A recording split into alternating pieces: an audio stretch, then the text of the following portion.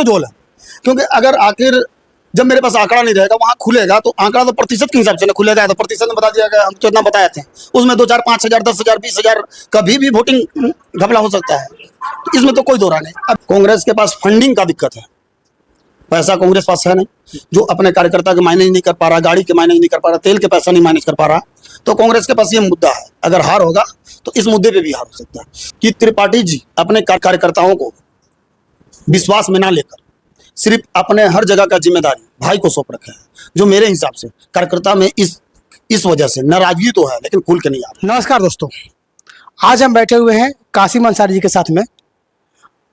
Sir, एक मुद्दा है कि जैसे कि आप लोग भी या कोई भी ये दुहाई देते हैं लोकतंत्र के बारे में कि लोकतंत्र खतरे में है, तो आपको ऐसा अनुभव होता है क्या कि आज सच में ऐसा है? जी, सचमुच लोकतंत्र खतरे में है, इसमें कोई दो राय नहीं है। अभी हम हाल ही के दिन के छोटा सा एग्जाम्पल बता रहे हैं कि पहले जब भी चुनाव होता था तो चुनाव आयोग यानी परसेंट के साथ साथ आंकड़ा भी जारी करता था कि कितना वोट हुआ। जैसे अगर मेरा यहाँ पे अगर 5 लाख वोटिंग हुआ पलामू लोकसभा में, तो 5 लाख का पूरा आंकड़ा देता था कि 5,06,86 या जैसा भी हो पूरा, दूसरी फिर उसके बाद प्रतिशत में लिखता था।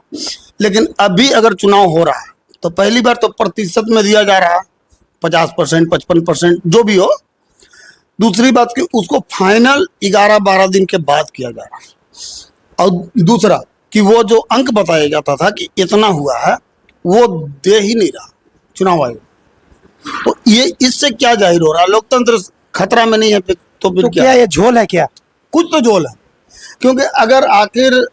जब मेरे पास आंकड़ा नहीं रहेगा, वहां खुलेगा तो आंकड़ा तो प्रतिशत के हिसाब से ना खुलेगा, तो प्रतिशत में बता दिया गया, हम तो इतना बताए थे, उसमें 2 4 5 हजार 10 हजार 20 हजार कभी भी वोटिंग घपला हो सकता है, तो इसमें तो कोई दो राय नहीं। अभी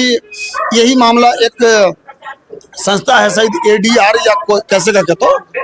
वो संस्था है जो चुनाव पर ही देख रेख नजर बनाए रखती है, तो वो गया है सुप्रीम कोर्ट, और सुप्रीम कोर्ट इस पर संज्ञान लेते हुए, इस मुद्दा को संज्ञान पे लेते हुए सुप्रीम कोर्ट अभी बोली है कि ऐसा है कि अगर हमें जरूरत पड़ा है तो हम रात भर बैठ के इस मुद्दा को सुनवाई करेंगे, लेकिन इस मुद्दा को जाने नहीं देंगे। तो ये लोकतंत्र का तो खतरा है। चलिए, लोकतंत्र का खतरा है, इस मुद्दे पे जब रिपोर्ट आएगी तो बात करेंगे। अभी चतरा लोकसभा का ये है जो कि चरकोनिया मुकाबला चल रहा है, तो अभी क्या चूँकि पलामू का भी कुछ अंश है, जैसे पांकी विधानसभा जो चतरा लोकसभा क्षेत्र में पड़ता है, तो क्या स्थिति है अभी चतरा लोकसभा का, पांकी विधानसभा क्षेत्र? देखिए, पांकी विधानसभा में केंद्र त्रिपाठी जी के लिए अच्छा है, मेनका विधानसभा में भी यानी मान लीजिए हम कुछ अच्छा है, लातेहार में भी अच्छा था, लेकिन और दो विधानसभा में सिमरिया और चतरा लोग 17 विधानसभा में बीजेपी के पलड़ा भारी था। लेकिन अभी जो जैसे जैसे वक्त गुजरते गया, चतरा में चरकोनिया मुकाबला का आसार दिखने लगा, और चरकोनिया मुकाबला में कांग्रेस का ही नुकसान होने जा रहा, इसमें कोई दो राय नहीं है। दूसरा, फिर कांग्रेस का एक और नुकसान होगा, कांग्रेस के पास फंडिंग का दिक्कत है, पैसा कांग्रेस पास है नहीं, जो अपने कार्यकर्ता के मैनेज नहीं कर पा रहा, गाड़ी के मैनेज नहीं कर पा रहा, तेल के पैसा नहीं मैनेज कर पा रहा, तो कांग्रेस के पास ये मुद्दा है। अगर हार होगा तो इस मुद्दे पे भी हार हो सकता है। तीसरा, जहां तक मेरे जानकारी में है, क्योंकि ये वीडियो कल रिलीज होगा, इसीलिए हम इस पे खुल के बोल सकते हैं चुनाव के बाद, कि जहां तक मेरे पास शिकायत आ रहा, जहां तक जानकारी मेरे पास आ रहा, कि त्रिपाठी जी अपने कार्यकर्ताओं को विश्वास में ना लेकर सिर्फ अपने हर जगह का जिम्मेदारी भाई को सौंप रखे हैं, जो मेरे हिसाब से कार्यकर्ता में इस वजह से नाराजगी तो है, लेकिन खुल के नहीं आ रही। मतलब नाराजगी सामने दिख नहीं रहा है, इंटरनल नाराजगी है,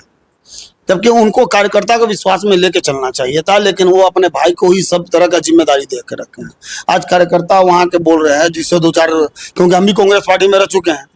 तो कांग्रेस पार्टी के कार्यकर्ता भी मेरे सामने यानी बोले थे कि भाई ऐसा ऐसा तो बात है कि त्रिपाठी जी अपने भाई के सब चीज सौंप दिए हैं, हम लोग को उसके पीछे घूमना पड़ा रहा है, खास करके लातेहार में। आपको बहुत बहुत धन्यवाद सर।